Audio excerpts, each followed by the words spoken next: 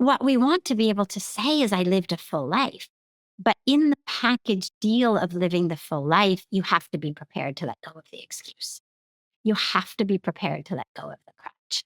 And I think that that's what holds a lot of people back. It's about letting go of that, which ultimately actually isn't even true in the highest cosmic level. And that it's just a story that I'm holding on to.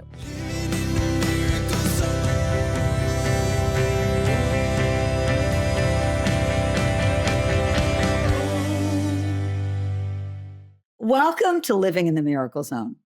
This is the place to be if you want to live in the flow of synchronicities and miracles in your everyday life. I'm your host, Marci Shimoff. I'm a #1 New York Times bestselling author, a teacher in the film The Secret, and the creator of the worldwide program, Your Year of Miracles. And I have spent my life studying happiness and miracles. And in this podcast, we bring to you extraordinary miracle stories that will inspire you, and also groundbreaking miracle tools that will show you how you can live your most miraculous life. It is my heartfelt intention that we have a fabulous time together. So welcome to the Miracle Zone. And today I am so delighted that I am joined by my very dear, dear friend, the brilliant, the wise, the extraordinary Sadhvi Bhagawati Saraswati. Sadhvi ji, welcome, welcome. Oh, I'm so happy to get to be with you anytime, always. So beautiful to be together. And isn't it a beautiful miracle of technology that we're actually able to do this? Truly, truly, truly. So I will tell everybody a little bit about your background, the official stuff, and then we'll go into the other stuff behind that. So Sadhvi Bhagawati Saraswati is a spiritual leader.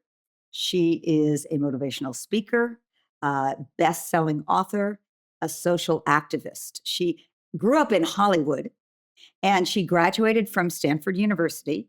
She has a PhD in psychology, and she was on track to attain, quote, success. But her path took a profound turn, and we'll talk about this, when she went to India at the age of 25 and found her calling on the banks of the sacred river Ganga. And she has been living there for 30 years, almost 30 years at Paramath Niketan Ashram in Rishikesh. She teaches and guides people from all over the world towards greater meaning and peace and connection. She also leads a number of nonprofit organizations. She's the president of Divine Shakti Foundation. She's a secretary general of the Global Interfaith Wash Alliance. She's the director of the world famous International Yoga Festival. And she also wrote the #1 best-selling memoir, Hollywood to the Himalayas, A Journey of Healing and Transformation. And I am thrilled because yesterday, actually, I got the first physical copy of her newest book, which is gorgeous. It is called Come Home to Yourself, Simple Answers to Life's Eternal Essential Questions. And in it, Sadhvi ji shares just really profound, profound wisdom. And we're going to talk a lot about what is in here today. I got to preview the book a long time ago when it was just had already been written, and exquisite. I mean, so here's my experience of Sadhvi ji. And for those of you who don't know, Sadhvi's name is Sadhvi, but in India, you add a G at the end. It's a term of endearment and honor. So Sadhvi ji has been a dear friend for a number of years, and I am grateful, beyond grateful, to our mutual friend Ariel Fort for having connected us. And very often when Sadhvi ji travels and she's in California, Sergio and I get the honor of having her stay with us. And both of us just got back from an extraordinary trip in India, and Sadhvi ji really hosted us there.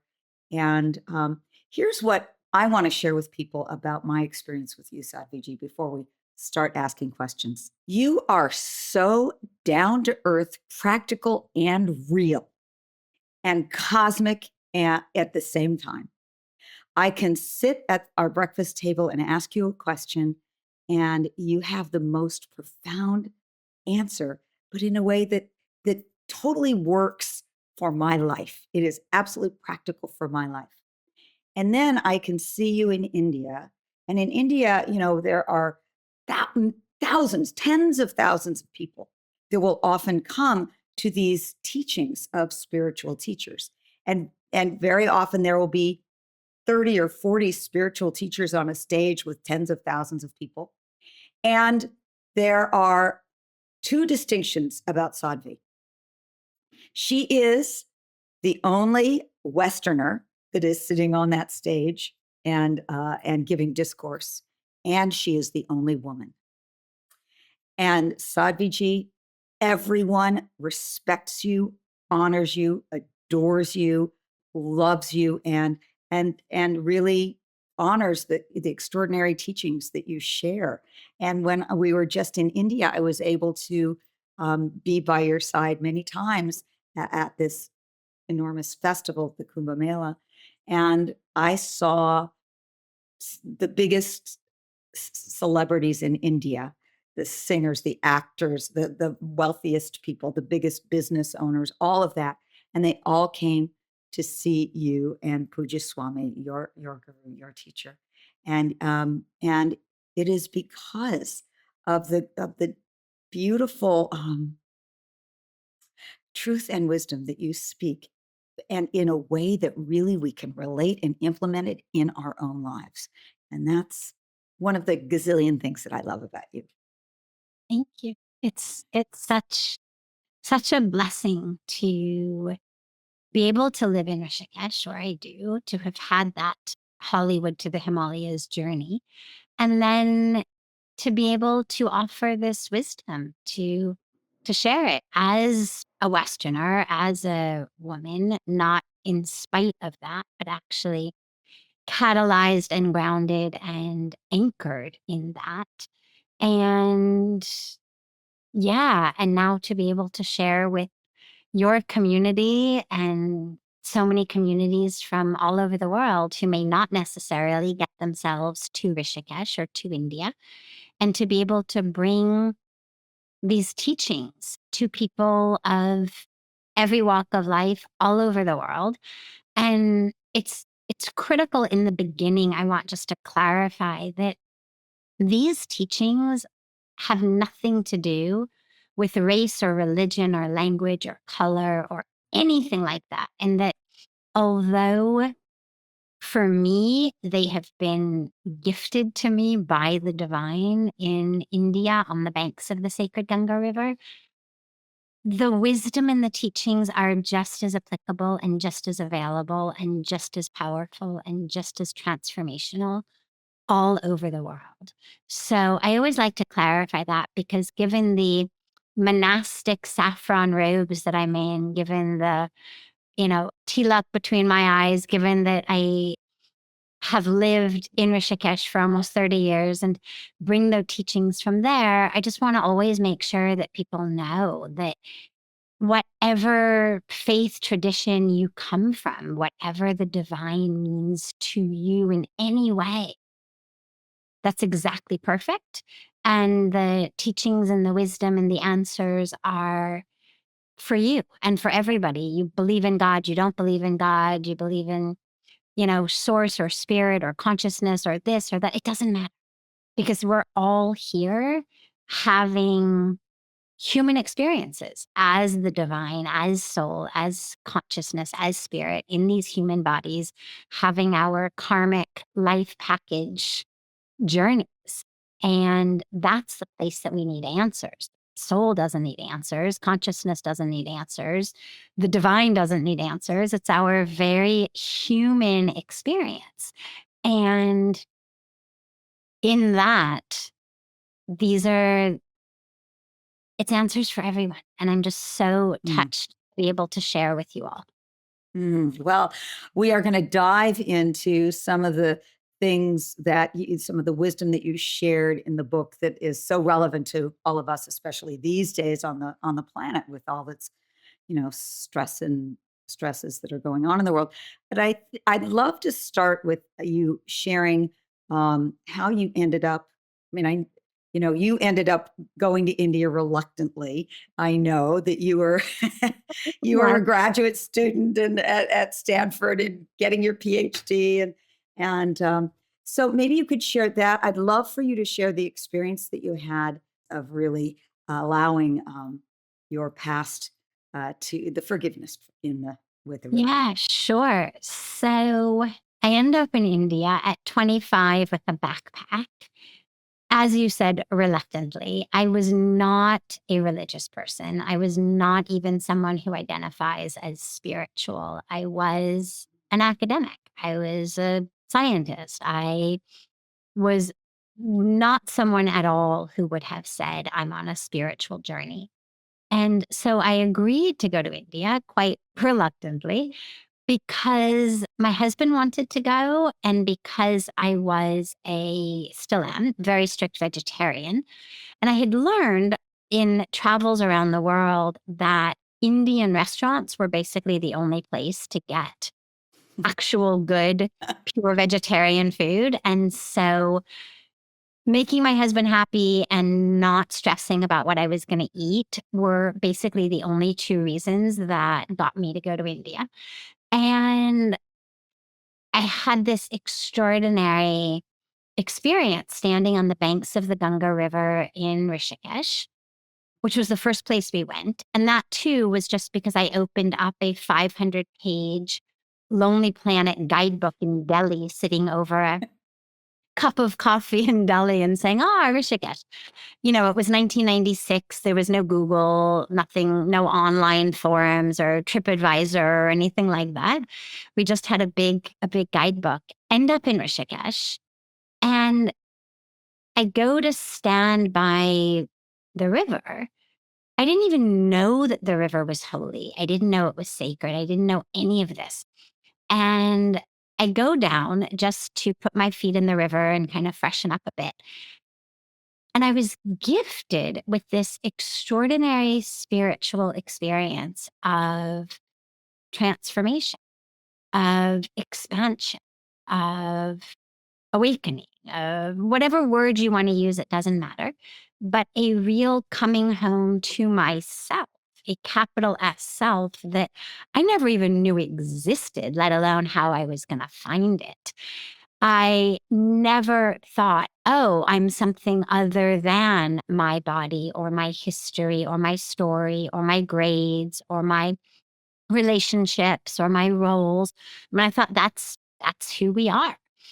And suddenly I had this experience of being in the presence of the divine. And it was everywhere and it was everything and it was me and it was all of this. And it knocked me to the ground in tears and made me know that I was meant to be in Rishikesh, that like that was where I was meant to be. And fast forward about a week later, when I finally had the chance to meet Puja Swamiji, the spiritual head of Parmarth Niketan, and he sent me into the river to let go of the anger and the pain that I was carrying due to the trauma of my childhood, due to the abuse, due to the abandonment. And it was that defined so much of my life. It was that had led me into an adolescence and early 20s of depression and addiction and bulimia and the whole package deal of mental health issues and suffering. And Swamiji sent me into the river and said, give your pain, give your anger, give it to the river. And of course, I thought there is no way this is going to work. I mean, I was a PhD student in psychology, and we don't just give pain to rivers, but it actually worked. And I stood in that river and prayed and cried and prayed and cried and prayed and cried for God knows how long. And I really dove in and pulled up as much of the anger, as much of the pain as I possibly could and offered it to this river. And something really powerful happened along with that, which is not only the pain and anger, but the whole story, the whole self identity of this is who I am. I am a survivor of that. I am someone who struggles with this. I am someone who has these issues. All of the ways that I had identified myself, I was able to be free of that. And that has been just the most extraordinary blessing because that's the place we get stuck. We get stuck in the emotional energy, but we also get stuck even more in the stories that continue to generate the emotions. The stories that we tell ourselves over and over again about who we are and what the universe is and what our place in the universe is. And so that freedom has been amazing. And now being able to share the teachings, the lessons, the wisdom that I've been given over the last almost 30 years in India, in the Himalayas, on the banks of Ganga, being able to share that with people from all over the world has been such an incredible blessing because I've seen whether I'm sharing it sitting in Rishikesh in satsang and people have come from all over the world, or whether in my travels, speaking to communities in person or online, is that these teachings are so powerful for everyone, every race, every religion, every walk of life. And they really hold within them keys to freedom. It's not about feeling better. It's about being free from all of that that keeps us stuck and holds us back. So, this is extraordinary, and we hear your story. Most people, everyone would love to have those experiences that you had. You step into the sacred river, and all of a sudden you recognize the truth of who you really are, and other stuff falls away. You're able to let go and release into the river, and it really works where you have that freedom. For many people, first of all, they're not going to get to Rishikesh or stand in the river. Um, or if they do, that same experience won't happen to them. So there was some divine grace that happened for you when those experiences happened. And, what would you say for people about how do I have that kind of experience? How do I invite in that divine grace that's going to wash away my pain? It happened for you so simply, it sounds. Great. Yeah. And by the way, it isn't just me. I have seen it happen to many, many, many people in Rishikesh, in the Ganga, but also all over the world because it doesn't have to be the Ganga. It can be your river, your creek, your lake, your ocean, your shower. It's about it's about letting go of that, which ultimately actually isn't even true in the highest cosmic level. And that it's just a story that I'm holding on to. So that's the first piece is it doesn't matter which water body it is. Stand in your shower and just let go. Jump in your swimming pool and let go. Jump in the ocean and let go. That openness, that willingness to let go is, I think, the critical piece. And it seems, Marci, when you think about it, like, well, why wouldn't we all be open and willing? I mean, who in the world would want to hang on to suffering? And yet, if you look deeply at it, a lot of us do because that suffering gives us a crutch. I know it did for me. It was so easy for me to say, well, of course I'm bulimic because, see, I had this sexual abuse history and I was abandoned, and this is my history. And therefore, I have this eating disorder. Therefore, I don't trust. Therefore, this is how I move through the world. And you can like it or not like it, but hey, it's who I am because, hey, that's my story. And for a lot of us, the pain is a crutch. It's a crutch for how we want to keep living. And when you let go, there's this aspect of, oh my God, I don't have a crutch anymore. I no longer have an excuse for why I'm not stepping into the miracle zone. I no longer have a crutch for why I'm not opening my heart, opening my mind, opening myself to the miraculous, amazing, divine universe that we live in, why I'm not accepting that invitation to live in joy, to live in peace, to live in openness. And so we end up with a fantastic excuse, but a miserable life. And it really, I think, requires first an aspect in the mind, an intellectual decision that says, is my highest goal a good excuse? Or is it something else? Because if my highest goal is a good excuse, hold on to it. But if you realize that at the end of your life, you're not going to say, hopefully when you look back from your deathbed, well, at least I had a good excuse. What we want to be able to say is I lived a full life. But in the package deal of living the full life, you have to be prepared to let go of the excuse. You have to be prepared to let go of the crutch. And I think that that's what holds a lot of people back. What made you prepared? What do you think you brought to those experiences that allowed you to really have the shifts that you had? And by the way, I will say that I just recently got back from Rishikesh with you, and I did step into the Ganga a couple of times. And the last time I did, oh my God, I was shocked. Actually, there was some old ancestral stuff that I sort of offered, and I couldn't believe how different I felt. So, but it is a wonderful relief to know that any body of water will do, even our showers.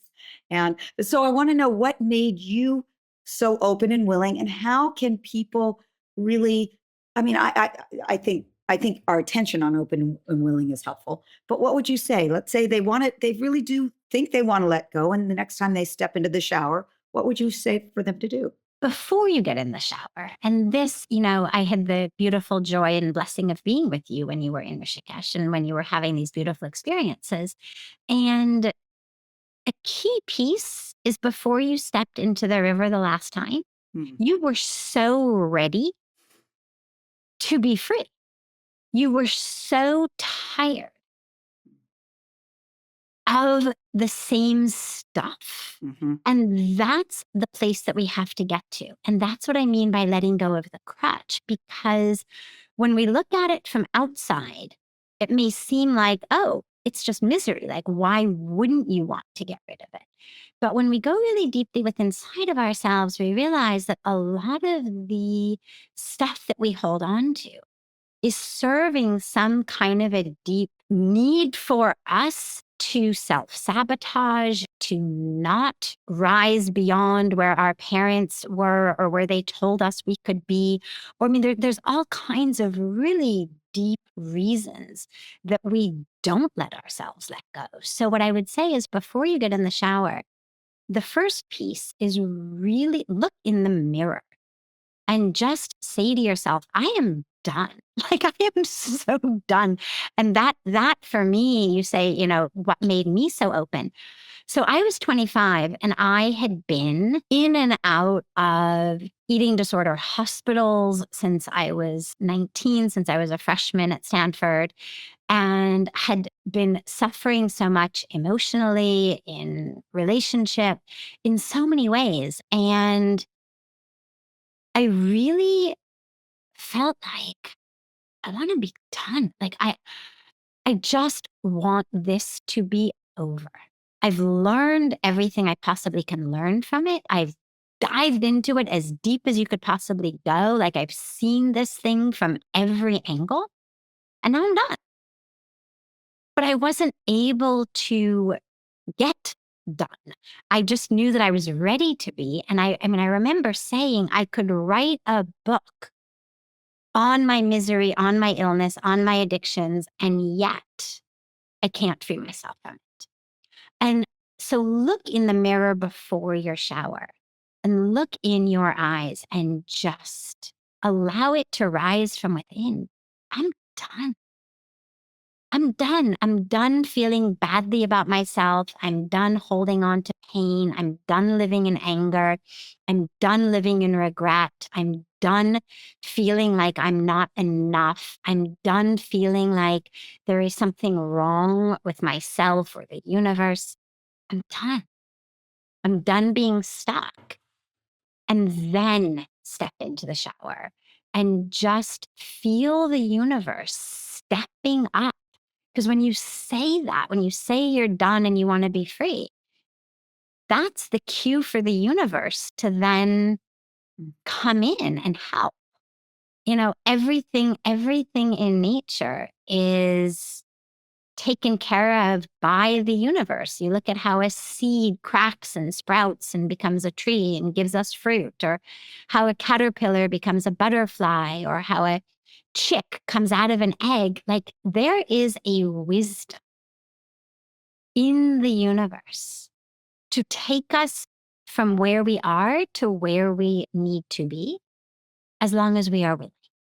And that I'm doneness is the cue to the universe. Like, come over me, wash this off me. And it may not necessarily happen all at once. You may have to do it every day. And what you will find is day by day by day, you are freer and freer and freer and freer. It didn't build up in a day, so don't expect that it's necessarily going to go away in a day. But let this be a daily practice. Just look in the mirror. I'm done. Wash it off. Now, everyone who's listening can understand why I love getting to talk with you anytime I can, because it's so real and practical.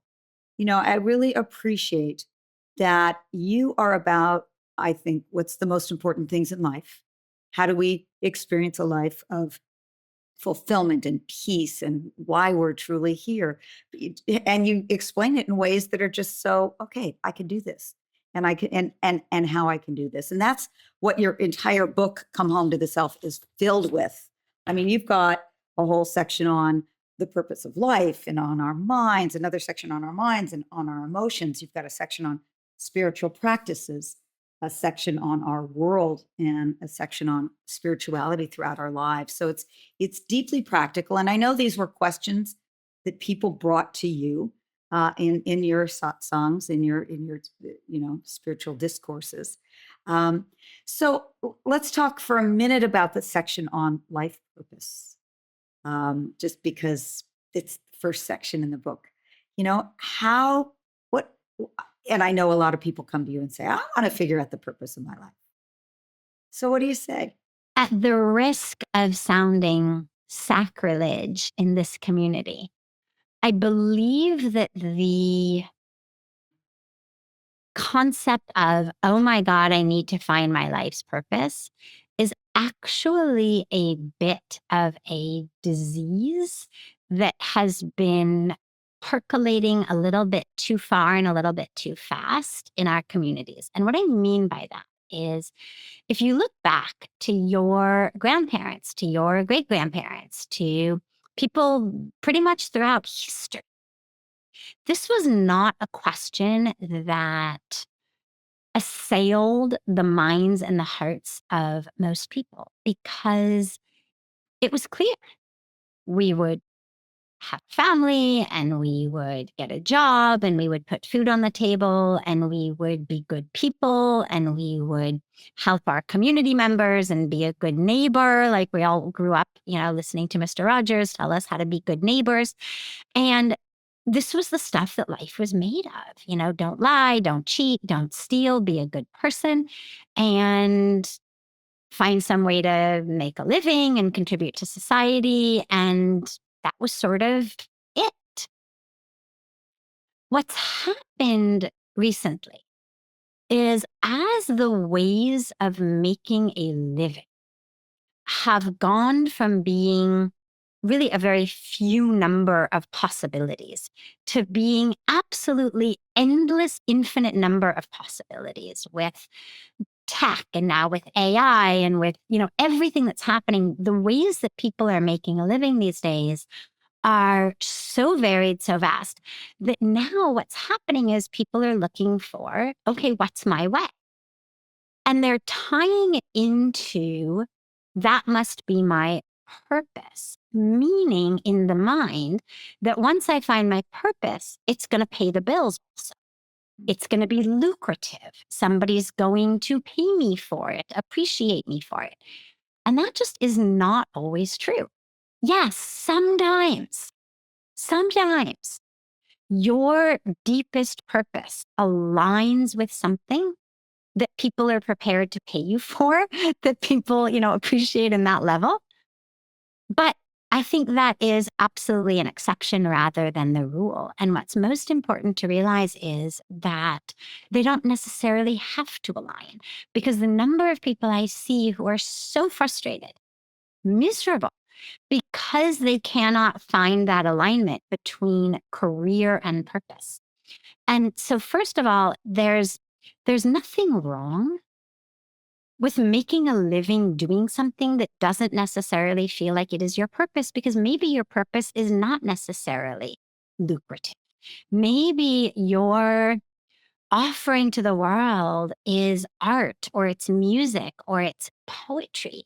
And it's just not yet at a level where people are prepared to pay you enough to live. And so you work in an office, or you're a waiter, or you're a data enterer, or you do any one of 100 other things. There's nothing wrong with that. So that's one important piece around purpose.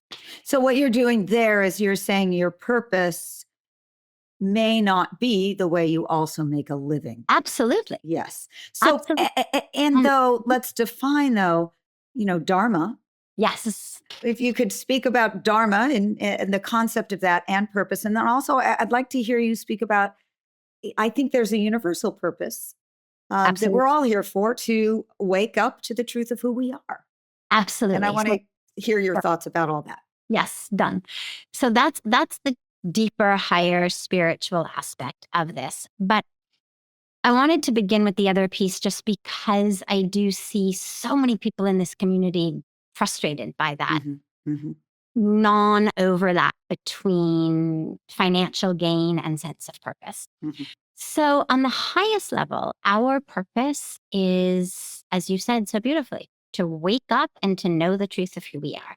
According to all of the scriptures, this is why we have taken human birth. Self-realization, God realization, awakening, enlightenment, nirvana, whatever word you use. That is all of our universal highest purpose.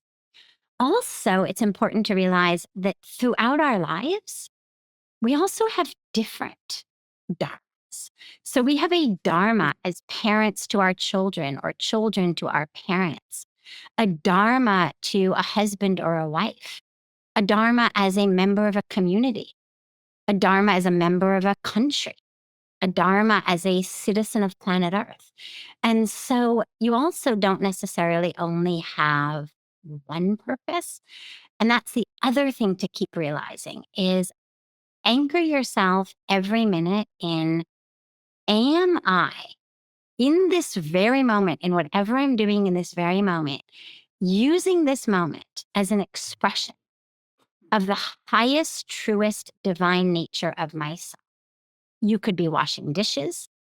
You could be grocery shopping. You could be data entering. You could be coaching a soccer game.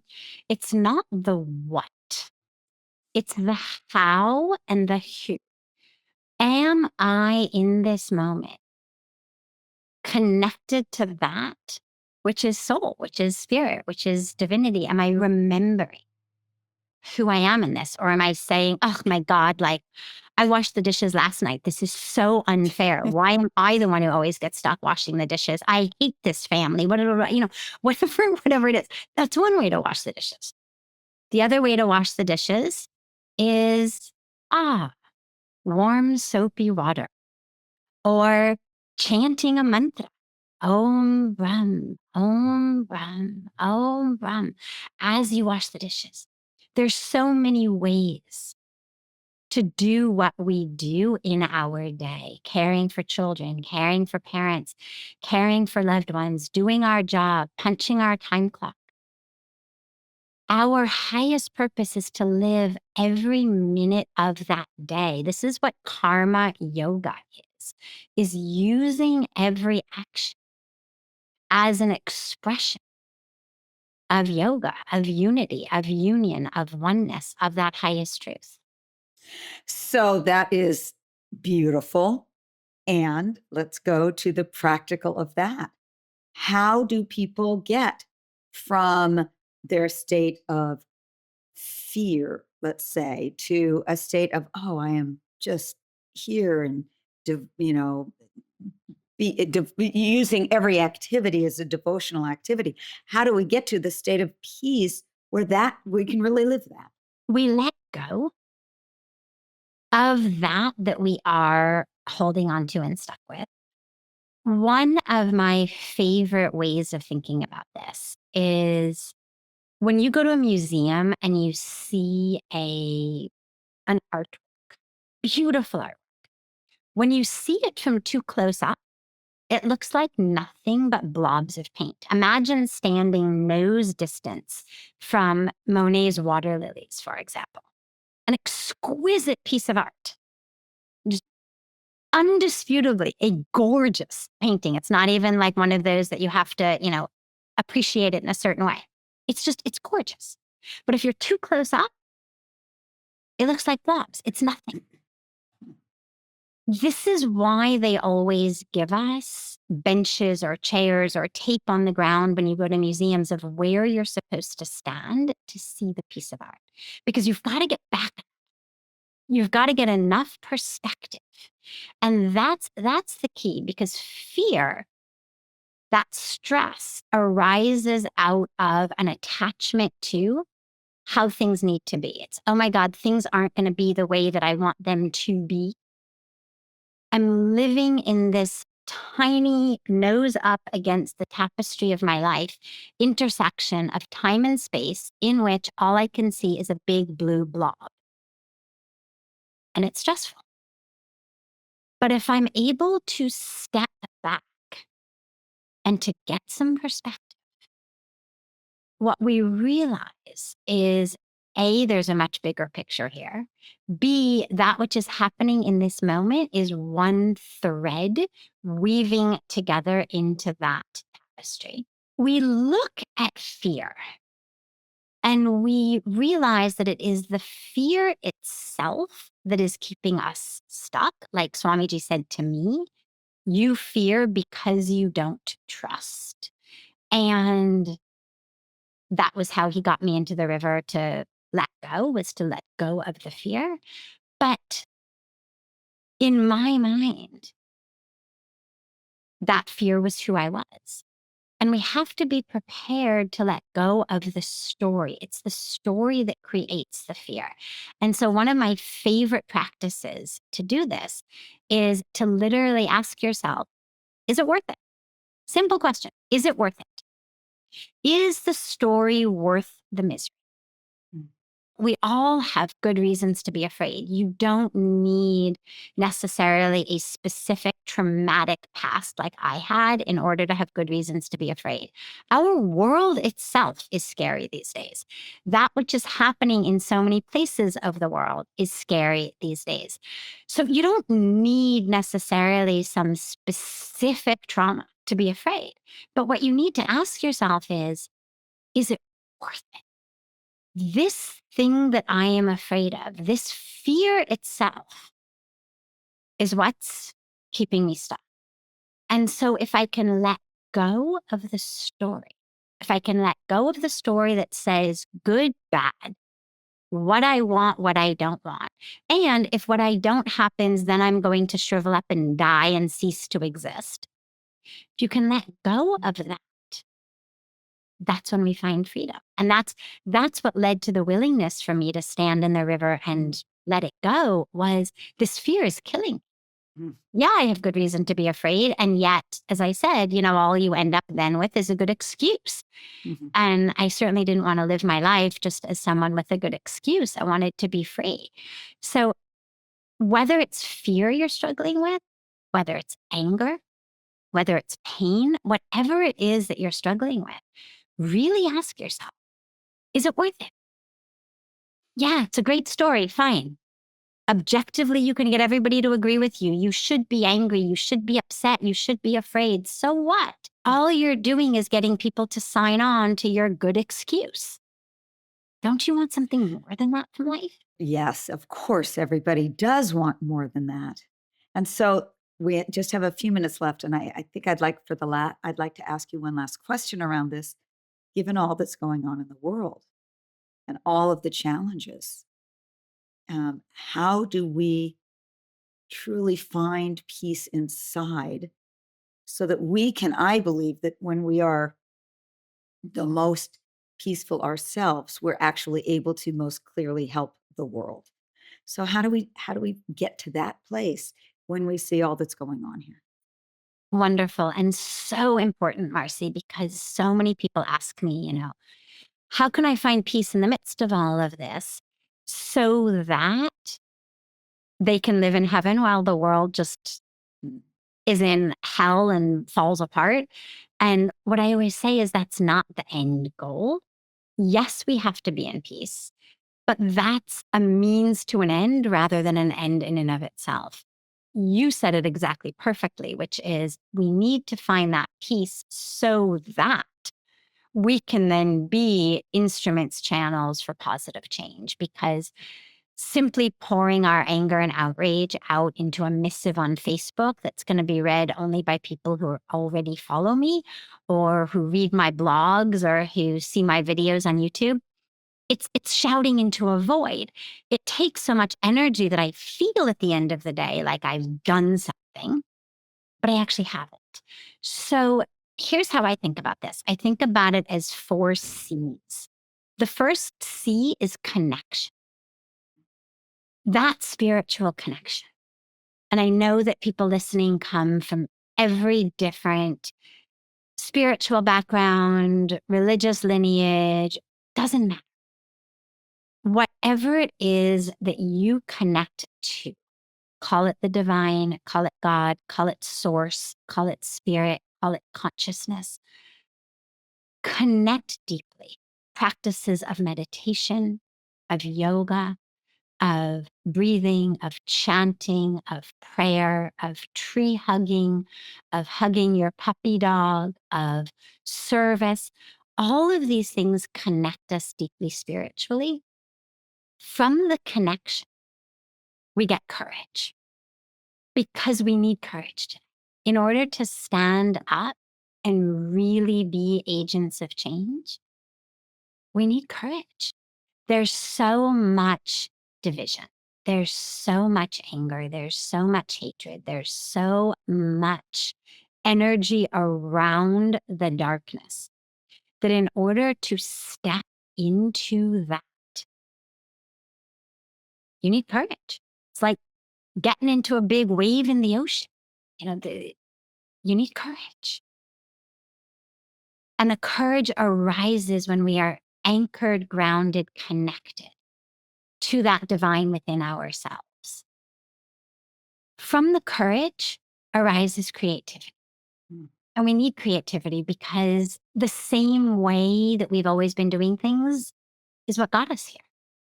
We need creative solutions. And whether it's climate change, whether it's world hunger, whether it's awful world leaders, whatever the problem is, we need creative solutions to it because we keep getting ourselves in worse and worse situations. So clearly, the way that we're doing things is making the problem worse, not better. But again, to be creative is a risk. And in order to take that risk and to feel deeply into your creativeness, and by the way, going back to Dharma for a moment, your contribution may be powerful poems or powerful artwork or powerful music that inspires those whose Dharma is to act in other ways to take that action. So it's not that everybody needs to open up an NGO or everybody needs to run for president or everybody needs to, we all have different ways to contribute. they all need to arise from that creativity. It comes from the courage we get when we're connected. And then the last C is compassion. Mm. Because what that does is it reminds us there is no other. There is no other. It is all self. And when we are anchored and grounded in the connection to the divine, we feel. And then we need that to stay with us as we act courageously, creatively. And then from that, to act with compassion, to, as St. Francis of Assisi said so beautifully, bring light to the darkness, bring, pardon to the hatred, or bring pardon to the injury, bring love to the hatred. Where there is darkness, we bring light.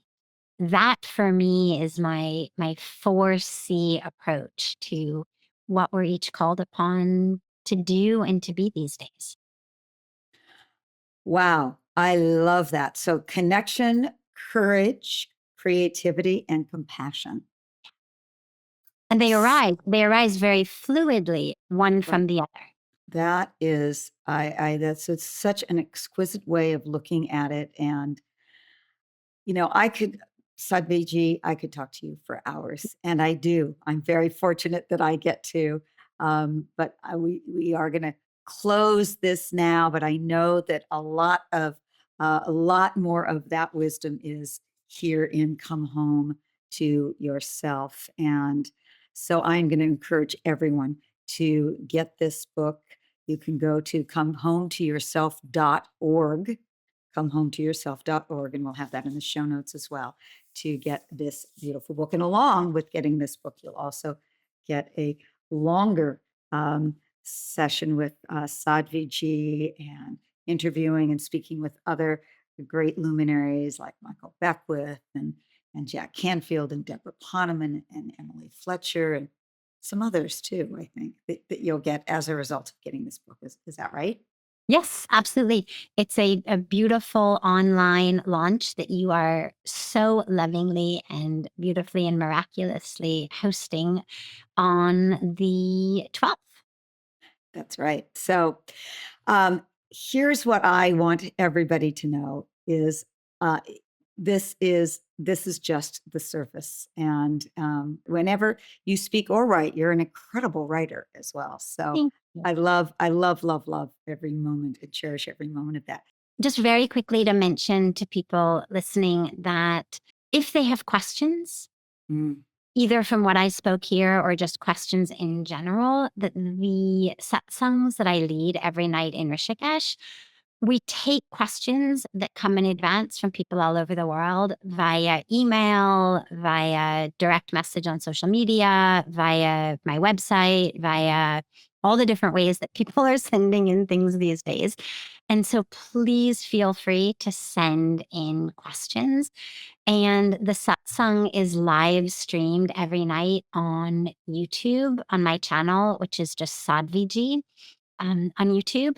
And so chances are that we've taken variations of your question before. And so people can also go in and kind of search for topics on YouTube, but then absolutely feel free to send in questions, put them in comments or anywhere. And we'll take your questions in upcoming satsangs when I'm in Rishikesh. Fantastic. Thank you, Sadhvi Ji. I love you. I love who you are. I get to witness your expression of all that you've just spoken about in the world. And I get to see you really walking the talk of this. And it is such an inspiration to me. And I'm going to leave everyone with a quote from you. And the quote is, "The reason we take birth is to awaken to our divinity, to wake up to our true selves, and to live that." So I believe that. And I really want to also appreciate not just you, Sadhvi, for all of who you are, but I want to appreciate everybody else who's here, because something drew you to this conversation, all of us. And I really appreciate your listening today. I hope that you are feeling inspired and uplifted and more in the miracle zone after our time together. And of course, please share this Miracle Zone love with your friends and your family. You can also go take our free 2-minute quiz to find out your specific miracle superpower and what that is. You can go to miraclezonequiz.com. And I just want to remind all of us, your life of miracles is waiting for you. It is your birthright. It is why you are here on the planet. And simply by being here in this conversation, you are taking a step forward in the Miracle Zone. So may you enjoy, and I send you so much love.